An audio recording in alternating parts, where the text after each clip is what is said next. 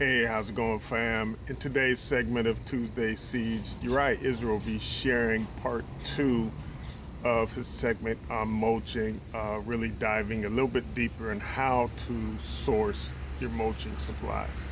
Stay tuned.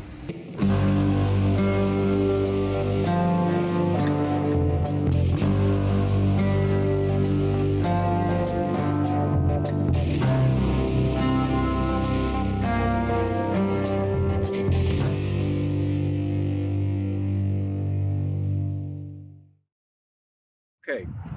Earlier I talked about mulch, and I want to add some more about mulch. There's several places you can get mulch. I did mention organic and non-organic or plastic. And so, what I use for mulch, a lot of times I'll use leaves.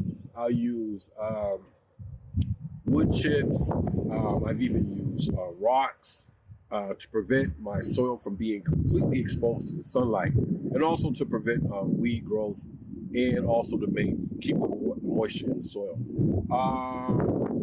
You can go to big box stores and buy a bale of maybe some wheat straw, and use that as your mulch. If you're blessed to have some leaves, you can use that as your mulch. It will keep, once again, do all three things I just mentioned. And then sometimes people will use a plastic weed blocker. I don't preferably use that because I want to break down and my space is small. The cities and most municipalities will have a place where you can get some type of green. What they do is they collect all the green matter, green waste from your neighborhood, your community, and they'll take it and they'll pile it up somewhere. Then they'll put it through some type of process and give that to the community for free. A lot of times you can get wood chips for free.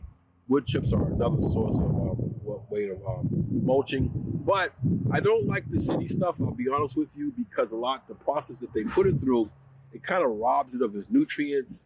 And then you also might find like pieces of metal. You might even find some plastic and stuff in it.